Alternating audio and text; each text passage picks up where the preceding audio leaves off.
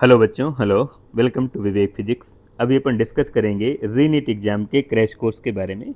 इसमें हम लोग chapter wise, topic wise physics के कंप्लीट सिलेबस पर वन बाय वन करके डिटेल से डिस्कस करते हैं। एंड आज का जो हमारा टॉपिक है, चैप्टर है, वो अल्टरनेटिंग करंट है, क्लास 12 की फिजिक्स का। इसमें हम लोग कंप्लीट कंसेप्ट पर बातचीत करेंगे वन बाय वन करके, एंड लास्ट में नीट एग्जाम के PYQ क्वेश्चन पर। एंड ये है फिजिक्स के लिए आपका एक खूबसूरत यूट्यूब चैनल विवेक फिजिक्स नाम से। आपका यहाँ पर मोस्ट वेलकम। यहाँ पर हम लोग फिजिक्स के हर एक टॉपिक पर वन बाय वन करके डिस्कस करते हैं। तो बढ़िया से मेरे साथ पेन कॉपी लेके बैठ जाओ एंड अपने टॉपिक पर डिस्कशन स्टार्ट करते हैं। पहला अपना कंसेप्ट है about the alternating current. AC current क्या है? ऐसी करंट जो अपनी वैल्यू को एंड डायरेक्शन को टाइम के रिस्पेक्ट में चेंज करती रहे एंड एक फिक्स टाइम के बाद वही वैल्यू, वही डायरेक्शन फिर से मिल जाए, ऐसी करंट को अपन अल्टरनेटिंग करंट कहते हैं। जैसे यहाँ पर अल्टरनेटिंग करंट की जीरो वैल्यू है, यहाँ पर इसकी पीक वैल्यू हो गई प्लस आई नॉट हो गया, एंड यहाँ पर देखो फिर से निगेटिव हो गया, माइनस आई नॉट हो गया, एंड फिर से यहाँ पर जीरो हो गई, फिर से यहाँ पर जीरो हो गई, फिर से करंट जीरो हो गई। तो ऐसी करंट जो अपनी वैल्यू को बार बार चेंज कर रही है एंड फिक्स टाइम के बाद फिर से वही वैल्यू मिल गई, ऐसी करंट को अल्टरनेटिंग करंट कहते हैं। एंड ध्यान रखना है, मैं नोट करके यहाँ पर लिख देता हूँ कि अल्टरनेटिंग करंट में अगर हम लोग ग्राफ बनाते हैं तो ग्राफ ये बनेगा। यहाँ पर अल्टरनेटिंग करंट की जीरो वैल्यू है, यहाँ पर फिर से जीरो है, यहाँ पर फिर से जीरो है, एंड यहाँ पर टाइम जीरो है, यहाँ पर टाइम हो जाएगा टाइम पीरियड के इक्वल कितना भाई, टी हो जाएगा। अब देखो भाई, यहाँ पर टाइम है अपने पास t/2 है, ठीक है, एंड यहाँ पर टाइम हो जाएगा t/4। अब ध्यान रखना है कि अल्टरनेटिंग करंट को from zero to max, zero से maximum and from maximum to zero तक पहुंचने में, जाने में टाइम पीरियड का 1/4 टाइम लगता है, ठीक है। तो ये लॉजिक ध्यान रखना। ये क्वेश्चन एक बार नेट एग्जाम में आ चुका कि अल्टरनेटिंग करंट को अपनी पीक वैल्यू से जीरो एंड जीरो से पीक वैल्यू तक जाने में कितना टाइम लगता है। ध्यान रखना, टाइम पीरियड का 1/4 time. By the way, time period अगर 100 सेकेंड है तो 1/4 आ जाएगा इसका 25 सेकेंड, ठीक है भाई। तो ये लॉजिक यूज करना है। फिर इसके बाद अपन बातचीत करेंगे RMS value and average value of alternating current. RMS value and average of AC। अब देखो भाई, अगर अपने पास ये अल्टरनेटिंग करंट का ग्राफ आ गया, इधर देखो पॉजिटिव, इधर नेगेटिव, तो आई जो एवरेज आएगा फॉर कंप्लीट साइकिल ये जीरो आ जाएगा। बट अगर आई एवरेज कैलकुलेट करना है फॉर हाफ साइकिल, तो हाफ साइकिल के लिए अल्टरनेटिंग करंट की जो एवरेज वैल्यू आ जाएगी वो आ जाएगी 2I0 डिवाइड बाई पाई। तो ये छोटे छोटे रिजल्ट हैं, ये तुम्हें याद रखना है। एंड सिमिलर अगर हम लोग वोल्टेज की वैल्यू अगर कैलकुलेट करेंगे तो V average for half cycle ये हो जाएगा 2V0 divide by pi, end voltage की वैल्यू जो एवरेज वैल्यू हो जाएगी फॉर फुल साइकिल ये भी जीरो हो जाएगी। एंड फिर इसके बाद बात करेंगे RMS वैल्यू। अगर अपने को RMS वैल्यू कैलकुलेट करना है तो ध्यान रखना है I0 divide by √2। And similar अगर वोल्टेज में देखेंगे तो VRMS equal to V0 divide by √2। तो ये छोटे छोटे कंसेप्ट हैं, लेकिन ये कंसेप्ट बड़े इंपॉर्टेंट हैं, ठीक है भाई। चलो अपन बातचीत करते हैं अल्टरनेटिंग सर्किट पर। सबसे पहले अपन बातचीत करेंगे जब सर्किट में केवल रेजिस्टेंस है, ओनली रेजिस्टेंस, AC सर्किट। जब सर्किट में केवल रेजिस्टेंस है, अब बाय द वे ये अपने पास है रेजिस्टेंस, इसको मैंने किसी अल्टरनेटिंग सोर्स से कनेक्ट करा दिया इस तरह से। यहाँ पर रेजिस्टेंस है, रेजिस्टेंस के क्रॉस जो वोल्टेज होता है उसे तुम VR कहोगे, ठीक है। VR equal to I multiply R, ये फार्मूला ध्यान रखना है। एंड यहाँ पर वोल्टेज का इक्वेशन हो जाएगा V equal to V0 sine omega T, I equal to I0 sine omega T. Because दोनों सेम फेज पर होंगे, इसका अगर तुम डायग्राम बनाओगे, फेजर डायग्राम, तो करंट जिस डायरेक्शन पर होगी उसी डायरेक्शन पर रेजिस्टेंस के क्रॉस जो वोल्टेज होगा वो होगा। एंड यहाँ पर जो फेज बनेगा फेज फाई, ये 0 डिग्री होगा। एंड यहाँ पर अगर तुम एवरेज पावर कैलकुलेट करोगे, P average equal to V R M S multiply I R M S multiply cos phi. And cos phi की वैल्यू यहाँ पर 0, कॉस फाई की वैल्यू यहाँ पर 1 हो जाएगा, बिकॉज कॉस 0 है, कॉस 0 की वैल्यू 1 हो जाएगी। तो जो एवरेज पावर हो जाएगी रेजिस्टेंस सर्किट, वो V R M S multiply I R M S. तो ये कंसेप्ट यूज करना है। अगर इसका तुम्हें फेजर डायग्राम बनाना है तो मैं इस तरह से बना दूंगा। ये फेजर डायग्राम आ गया, ये बाय द वे करंट का आ गया। एंड अगर तुम बनाओगे वोल्टेज का बनाओगे तो इस तरह से बन जाएगा, क्योंकि सब सेम फेज पर है ना, तो ये ध्यान रखना, ये कंसेप्ट है। इसके बाद हम लोग बातचीत करेंगे only inductors, only inductor circuit, AC circuit. अब अगर केवल इंडक्टर सर्किट में कनेक्टेड है तो ये इस तरह से बनेगा, एंड ये इस तरह से कनेक्टेड हो गया। अब देखो भाई, इस इंडक्टर के क्रॉस जो वोल्टेज होगा वो होता है माइनस का L D I divide by D T. यहाँ पर वोल्टेज लिखोगे V equal to V naught sine omega T. And current का इक्वेशन लिखोगे I equal to I naught sine omega T minus pi by two, because voltage यहाँ पर lead करेगा current को, ठीक है। और अगर तुम इसका ग्राफ बनाओगे, डायग्राम बनाओगे, तो ध्यान रखना इस डायरेक्शन पर VL चलेगा एंड इस डायरेक्शन पर करंट चलेगी I।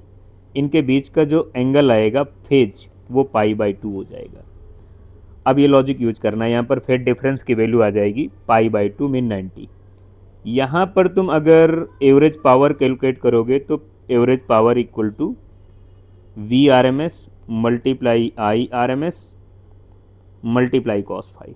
अब देखो फाई की वैल्यू है यहाँ पर पाई बाई टू, तो ये पूरी वैल्यू 0 हो जाएगी, बिकॉज कॉस में पाई बाई टू की वैल्यू होती 0। तो एवरेज पावर 0 हो जाएगी जब केवल इंडक्टर्स कनेक्टेड है, ठीक है भाई। एंड यहाँ पर जो VL लिखा हुआ है ना, VL, इसका मतलब होता है वोल्टेज अक्रॉस इंडक्टर्स।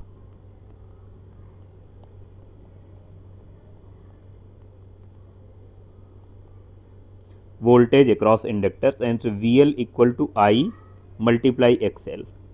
XL यहाँ पर है इंडक्टिव रिएक्टेंस,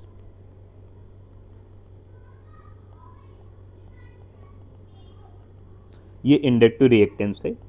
XL की वैल्यू लिखोगे ओमेगा L, एंड L यहाँ पर कोफिशिएंट ऑफ इंडक्टर्स है।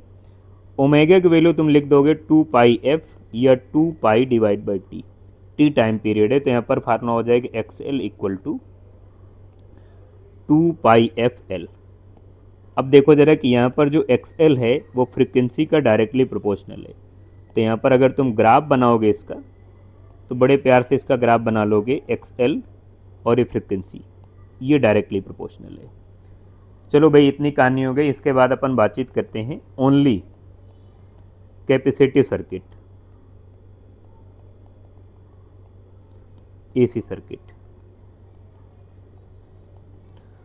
ओनली कैपेसिटिव एसी सर्किट में ध्यान रखना, हम केवल कैपेसिटर को कनेक्ट कराएंगे। इस तरह से मैंने इस तरह से केवल कैपेसिटर को कनेक्ट करा दिया। एंड कैपेसिटर में पॉजिटिव चार्ज है, इधर निगेटिव चार्ज है। यहाँ पर जो वोल्टेज आएगा Q डिवाइड बाई सी आ गया। यहाँ पर वोल्टेज का इक्वेशन है V equal to V naught sine omega T, and current का इक्वेशन है I equal to I naught sine omega T plus pi by two, because यहाँ पर करंट लीड करेगी वोल्टेज को। एंड यहाँ पर सबसे पहले अगर मैं लिखूँगा, मैं capacitive voltage,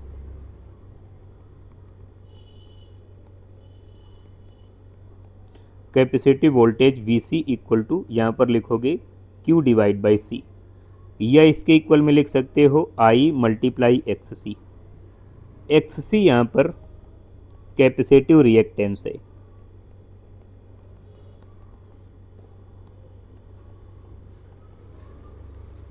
capacitive reactance and ये वैल्यू यहाँ पर पुट कर दोगे तो V C equal to I multiply X C, and X C की वैल्यू लिखोगे तुम लोग 1/ओमेगा C, and V C equal to यहाँ पर लिखोगे I divide by X C, यहाँ पर लिखोगे तुम ओमेगा सी। बस ये छोटे छोटे कंसेप्ट हैं, ये तुम्हें यूज करना है। एंड मैं तुम्हें और बता देता हूँ कि जब कहीं भी तुम्हें वोल्टेज की मैक्सिमम वैल्यू का नाम न ले तो तुम उसको आरएमएस वैल्यू ही मान के चलोगे, ठीक है। मेरा मतलब वीसी का मतलब वीसी की आरएमएस वैल्यू है, ये लॉजिक यूज करना है। अगर वो क्वेश्चन में अल्टरनेटिंग करंट की या वोल्टेज की या कैपेसिटिव वोल्टेज इंडक्टिव वोल्टेज की मैक्सिमम वैल्यू उसको कहना होगा तो वो क्लियर तुमसे कहेगा। और अगर मैक्सिमम वैल्यू या पीक वैल्यू नहीं कह रहा है क्वेश्चन में तो तुम्हें अपने मन से उसे एज्यूम नहीं करना है पीक वैल्यू वो आरएमएस वैल्यू ही है, ठीक। इसके बाद अपन बातचीत करेंगे इसकी एवरेज पावर पर। पी एवरेज 20 पे 0 हो जाएगी बिकॉज फेज आ रहा है π/2, मेरा मतलब 90 डिग्री। इसके बाद अपन कॉम्बिनेशन सर्किट बातचीत करेंगे, L R circuit. L R circuit का मतलब है कि यहाँ पर इंडक्टर्स भी है एंड रेजिस्टेंस भी है। ये इंडक्टर्स हो गया एंड ये रेजिस्टेंस हो गया। अब देखो भाई, इंडक्टर्स के क्रॉस जो वोल्टेज होता है वो माइनस का L D I divide by D T होता है, एंड यहाँ पर होता है V R equal to I multiply R. अगर इसको अपन ने किसी भी अल्टरनेटिंग सोर्स से कनेक्ट करा दिया इस तरह से, तो यहाँ पर तुम्हें देखने को मिलेगा कि जब हमने करंट को लिखा था तो करंट इस डायरेक्शन पर है एंड इसी डायरेक्शन पर वोल्टेज है। कौन सा voltage? V R, and V R के जस्ट परपेंडिकुलर रहेगा वी एल, ठीक। अब देखो दोनों के बीच का एंगल 90 डिग्री हो गया, तो सबसे पहले हम लोग रिजल्टेंट कैलकुलेट करेंगे। रिजल्टेंट है वी, ये एंगल है फाई जिसे अपन फेज कहेंगे। रिजल्टेंट एसी वोल्टेज, तो V equal to under root, इधर हो जाएगा V R square plus V L square. इन सब की वैल्यू पुट कर देंगे तो वी आर इक्वल टू यहाँ पर है आई मल्टीप्लाई आर और वी एल इक्वल टू है आई x L.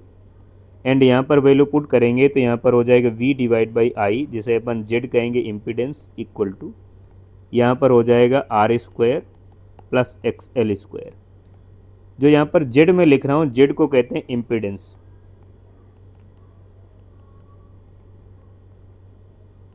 Impedance of AC circuit. अब ध्यान रखना है इम्पीडेंस की वैल्यू अलग अलग सर्किट के लिए अलग अलग होगी। यहाँ पर मैं नोट करके एक बात लिख देता हूँ कि चाहे वो Z हो या XL हो या XC हो या केवल R हो, ये सभी रेजिस्टेंस हैं, ऑल रेजिस्टेंस। एंड की यूनिट होगी वो ओम होगी, ये यूज करना है, ध्यान रखना है। अलग अलग सर्किट के लिए नाम अलग अलग हैं बट हैं ये सभी रेजिस्टेंस, ठीक। फिर इसके बाद अपन बातचीत करेंगे इस पर फेज की। फेज tan फाई, ये तुम्हारे पास जो राइट एंगल ट्रेंगल बन रहा है इसमें tan का यूज कर लो तो tan फाई इक्वल टू हो जाएगा यहाँ पर V L divide by V R, या यहाँ पर हो जाएगा X L divide by R. तो बस ये फेज की वैल्यू मिल गई। इसके बाद तुम्हें कैलकुलेट करना है पी एवरेज, तो P average V R M S multiply I R M S multiply cos phi, and cos phi is a power factor.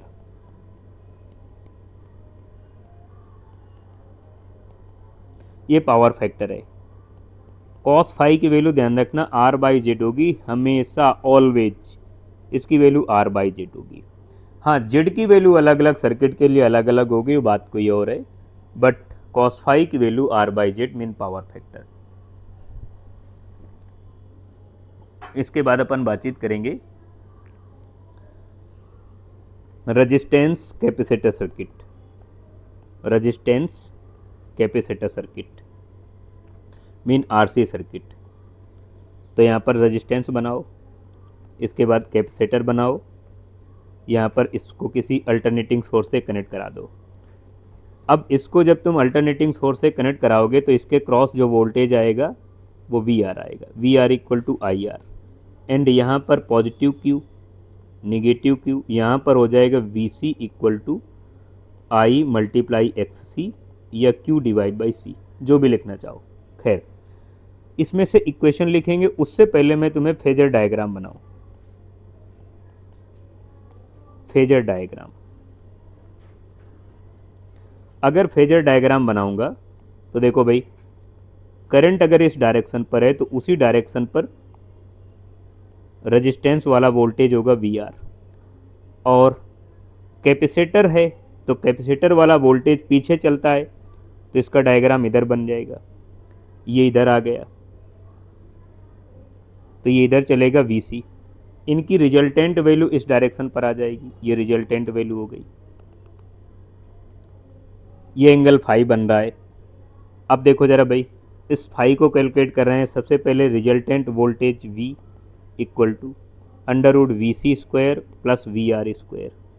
अब देखो भाई, वी सी इक्वल टू है I multiply X C and V R equal to I multiply R. यहाँ पर जब value put करोगे तो यहाँ पर मैं डायरेक्ट लिख देता हूँ Z equal to V divide by I आएगा, एंड ये हो जाएगा तुम्हारे पास R square plus X C square. ये फार्मूला ध्यान रखना। And Z is a impedance.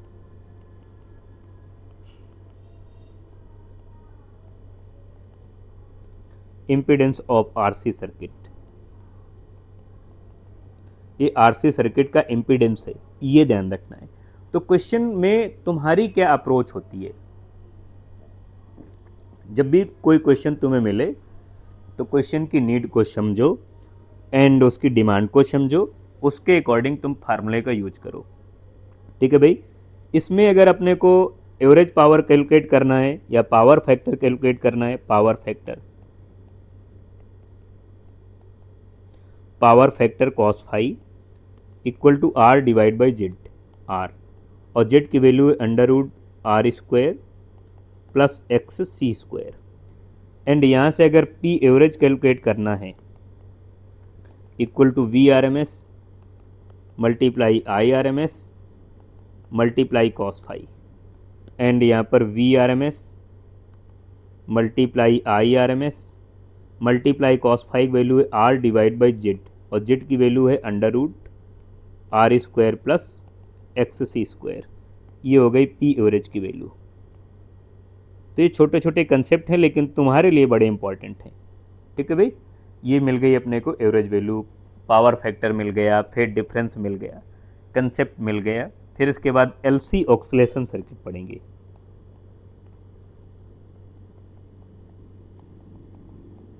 LC oscillation क्या है? पहले तो ऑक्सीलेशन का मतलब समझ लो। ऑक्सीलेशन का मतलब है कि कोई भी पार्टिकल हो या ऑब्जेक्ट हो, एनर्जी हो, कोई भी वैल्यू हो, एक जगह से दूसरी जगह पर मतलब टू एंड फ्रो मूव कर रही है एंड फिक्स टाइम में वो अपनी वैल्यू को ऑक्सीलेट कर रही है, ट्रांसफर कर रही है from point A to B and B to A to B, ये कंटिन्यू ए और बी के बीच मूव कर रही है, तो इसे अपन ऑक्सीलेशन कहते हैं। एलसी ऑक्सीलेशन का मतलब है कि यहाँ पर एक कैपेसिटर है, ये कैपेसिटर की प्लेट है एक, यहाँ पर एक कैपेसिटर हो गया, इसको हम लोगों ने इस तरह से कनेक्ट करा दिया किसी इंडक्टर से, तो ये इंडक्टर्स हो गया, ये इंडक्टर्स हो गया, ये कैपेसिटर और ये इंडक्टर्स। अब देखो भाई, स्टार्टिंग में मैं मान लेता हूँ कि ये inductors fully charge, capacitor fully charge है, ये फुली चार्ज है, एंड इसमें जो एनर्जी है यू ई कैपेसिटर में, वो हाफ सी वी स्क्वायर है।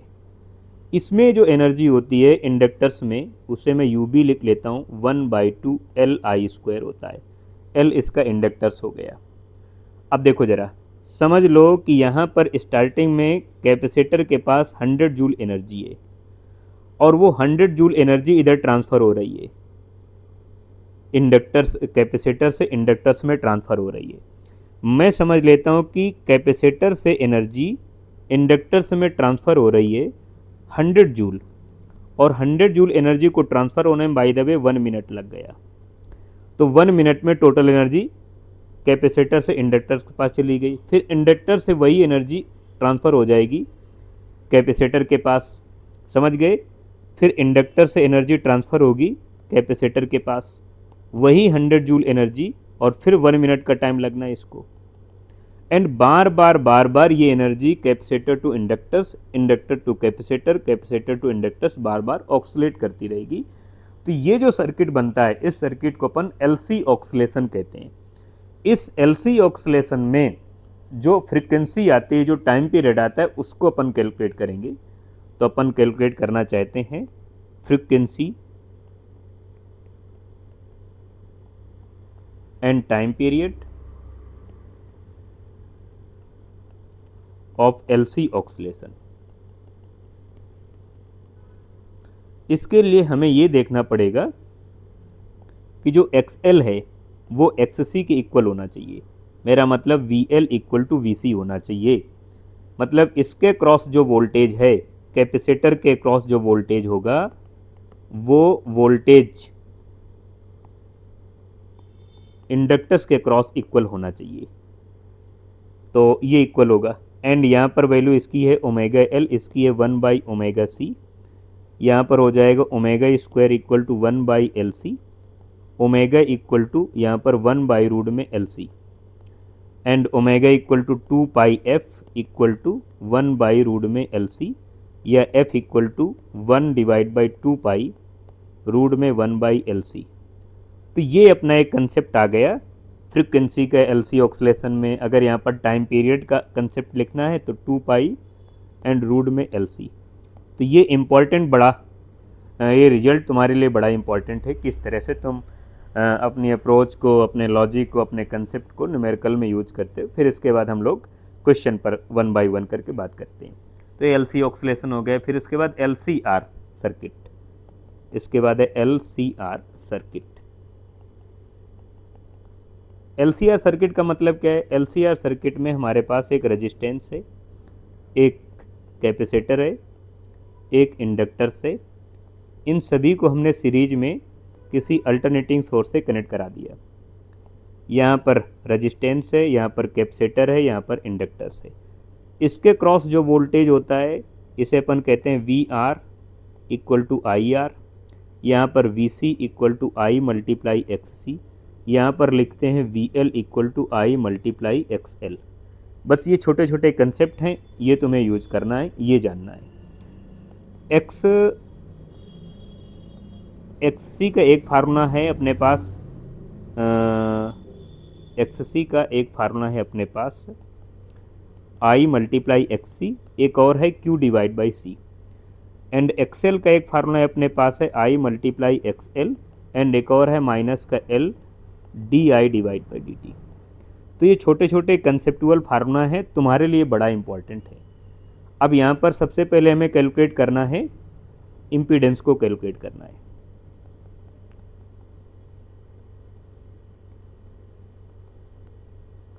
LCR सर्किट, LCR सर्किट का इम्पीडेंस। अब देखो भाई, यहाँ पर अगर हम लोग डायग्राम बनाएंगे तो डायग्राम बनाते समय इन बातों का हमें ध्यान रखना है कि अगर इस डायरेक्शन पर करंट है I तो इसी डायरेक्शन पर अपना VR होगा, एंड इस डायरेक्शन पर अपना होगा VL, एंड इस डायरेक्शन पर होगा VC। अब VL और VC में हमें एक को तो कंसीडर करना पड़ेगा। इसके 3 सिचुएशन हो सकती हैं। First, VL is greater as a compare to VC। Second, VL is less as a compare to VC। Third, VL equal to VC। तो ये थर्ड वाली सिचुएशन हो जाएगी रेजोनेंस की। इस पर अभी डिस्कस करेंगे। हमने इन दोनों में से कोई एक को चूज करना है। मैंने फर्स्ट चूज कर लिया, तो यहाँ पर हो जाएगा VC। अब इसका मतलब क्या है कि इसका मतलब इसका अब डायग्राम जो बनेगा, इधर हो जाएगा VR, इधर हो जाएगा VL माइनस VC। इनकी जो रिजल्टेंट वैल्यू आ जाएगी वो इस डायरेक्शन पर आ गई, रिजल्टेंट AC वोल्टेज, और ये फेज डिफरेंस आ गया फाई, रिजल्टेंट AC वोल्टेज।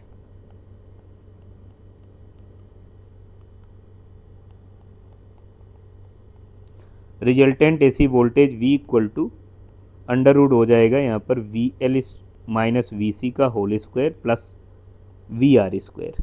इन सब की वैल्यू पुट कर देंगे तो इधर हो जाएगा v इक्वल टू आई, इधर कॉमन लेके बाहर आ जाएगा एंड हो जाएगा X L minus X C का whole square plus R square and I division में आ जाएगा तो v डिवाइड बाई आई को इम्पीडेंस कहेंगे। Impedance z equal to under root X L minus X C का whole square plus R square and z is a impedance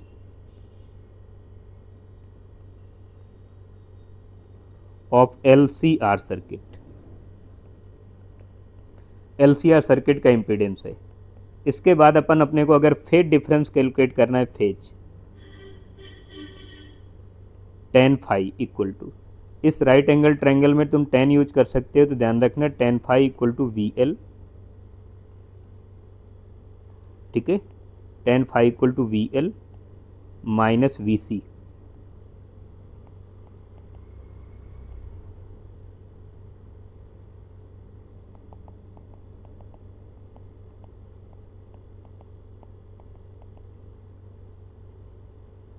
we L minus V C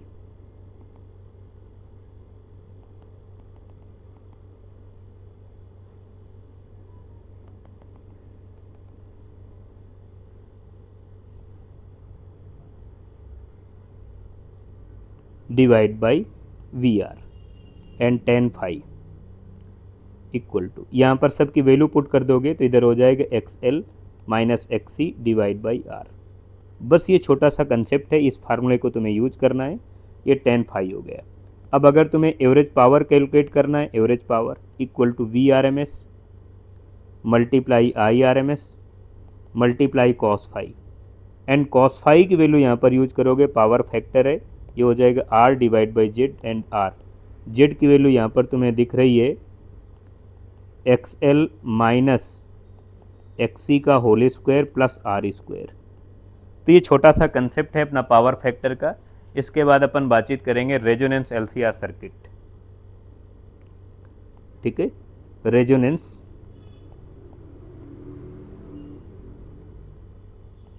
LCR circuit.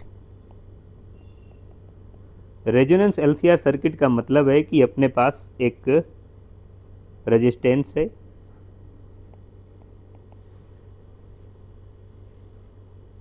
ये resistance है, फिर इसके बाद capacitor है,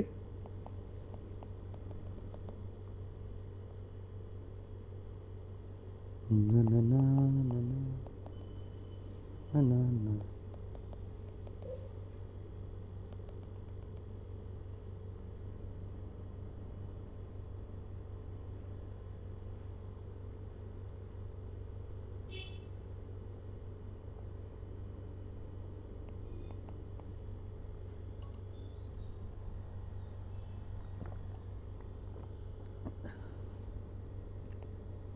ठीक है, ये रेजिस्टेंस है एंड ये कैपेसिटर है, फिर इसके बाद यहाँ पर इंडक्टर्स है।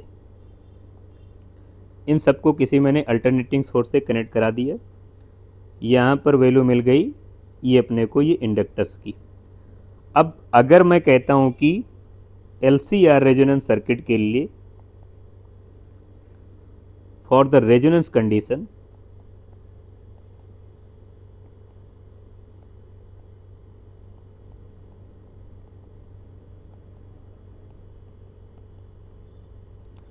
We L equal to V C, मेरा मतलब कैपेसिटर के क्रॉस जो भी वोल्टेज होगा वो इंडक्टर्स के क्रॉस वोल्टेज के इक्वल होना चाहिए इस सिचुएशन पर।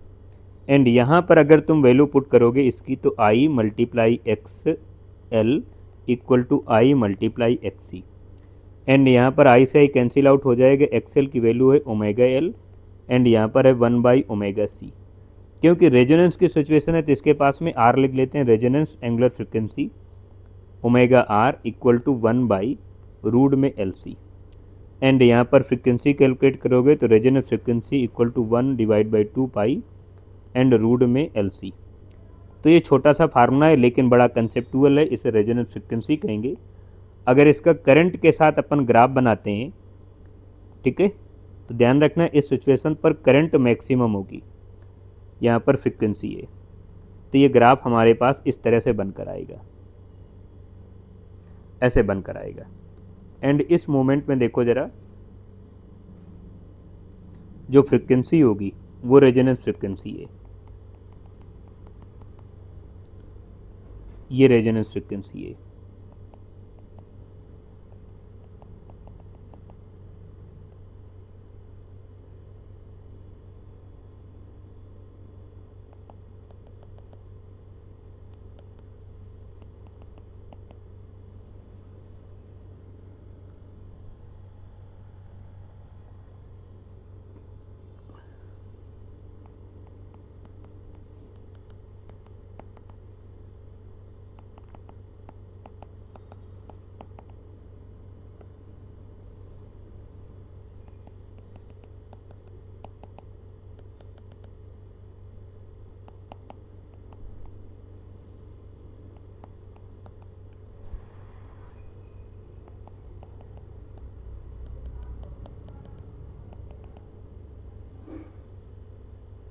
इस पॉइंट पर जो फ्रिक्वेंसी होगी, जो फ्रिक्वेंसी है उसे उसे रेजोनेंस फ्रिक्वेंसी कहेंगे।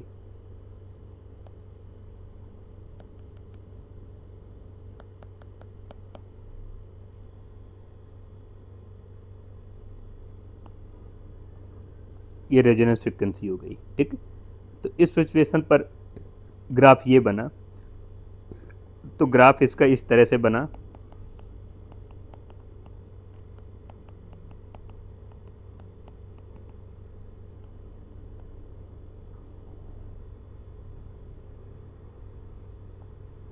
इसका ग्राफ इस तरह से बना। अगर इसी मोमेंट में तुम इम्पीडेंस का ग्राफ बनाओगे तो इम्पीडेंस का ग्राफ इस तरह से बनेगा।